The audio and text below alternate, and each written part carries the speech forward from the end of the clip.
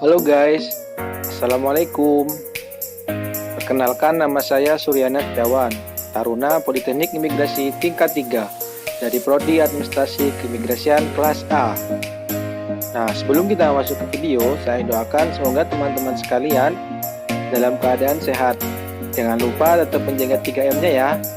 Pakai masker, cuci tangan dengan sabun, dan jaga jarak minimal 2 meter. Nah, kalian tahu gak perkembangan penyebaran virus COVID-19 di Indonesia pada saat ini? Sejak awal ditemukannya pasien 01 dan 02 pada awal Maret tahun lalu sampai saat ini, perkembangan virus COVID-19 di Indonesia sangat signifikan. Berdasarkan data Satgas Penanganan COVID-19 di Indonesia, pada awal Februari tercatat sebanyak 1.123.105 orang yang terkena positif COVID-19. Berikut beberapa cuplikan berita terkait dengan perkembangan virus COVID-19 di Indonesia. Saudara Presiden Joko Widodo dan Menteri Kesehatan Masyarakat belum ya, tapi kita ingin oleh karenanya pemerintah menetapkan Dua WNI yang positif status terjangkit corona dibenarkan. Presiden Joko Widodo Intinya, meskipun Presiden kita mengimbau harus masyarakat tidak panik dan sangat khawatir hati-hati. berlebihan karena Jangan negara untuk sedang mengatasi serius dampak dalam was-was mencegah penyebaran tersebut. virus corona.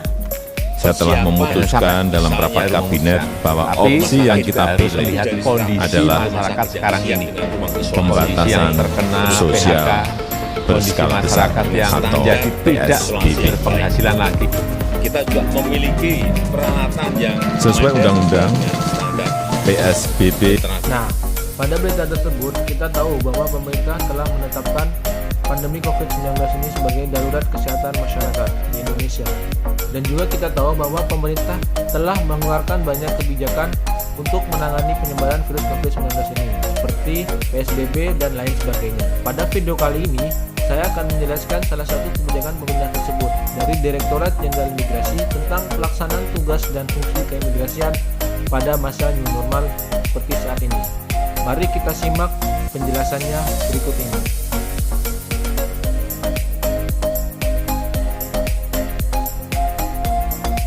Direktur Jenderal Imigrasi mengeluarkan kebijakan dalam rangka penyesuaian layanan keimigrasian.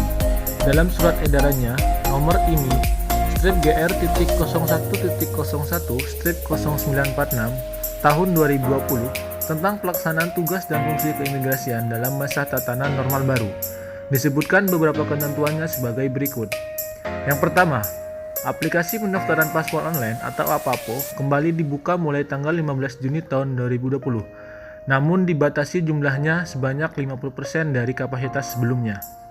Yang kedua, akan dilakukan pemeriksaan suhu terhadap pemohon dan tamu yang datang. Apabila didapati suhu tubuh melebihi 37,5 derajat Celcius, akan ditolak masuk ke kantor imigrasi dan disarankan segera melapor ke gugus tugas COVID-19 di daerah setempat. Yang ketiga, pemohon dan tamu diwajibkan untuk menggunakan masker, mencuci tangan dengan menggunakan sarana cuci tangan pakai sabun yang tersedia di setiap sudut tempat tertentu yang ada di kantor imigrasi, serta menjaga jarak aman ketika melakukan komunikasi antar individu minimal 2 meter. Terkait dengan ketentuan sebelumnya yang dituangkan dalam surat edaran nomor IMI /GR.01.01/2114 tahun 2020 tentang pembatasan layanan keimigrasian dalam rangka mencegah penyebaran virus COVID-19 dicabut dan dinyatakan tidak berlaku.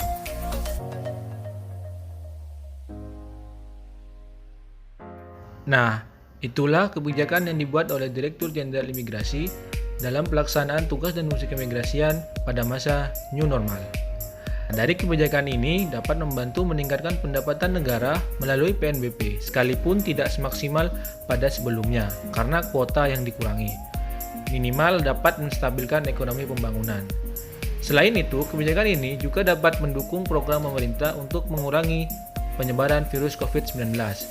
Dengan adanya kebijakan ini, masyarakat tidak perlu khawatir lagi jika ingin melakukan pengurusan paspor maupun hal lainnya yang berkaitan dengan keimigrasian pada masa pandemi seperti saat ini.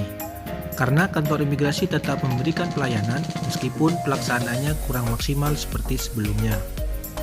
Namun, dalam pelaksanaan kebijakan ini terdapat beberapa kendala dalam pelaksanaannya, seperti kurang maksimalnya pengawasan dikarenakan anggaran yang tidak mencukupi yang digunakan untuk membeli alat protokol kesehatan. Seperti contohnya dalam penerbitan dokumen perjalanan RI dan perpanjangan izin tinggal bagi warga negara asing yang kurang maksimal. Nah, itulah beberapa informasi yang dapat saya berikan terkait pelaksanaan tugas dan fungsi keimigrasian pada masa new normal ini. Terima kasih, semoga bermanfaat. Jangan lupa menjaga 3M-nya, memakai masker, mencuci tangan dengan sabun, dan menjaga jarak minimal 2 meter. Assalamualaikum warahmatullahi wabarakatuh.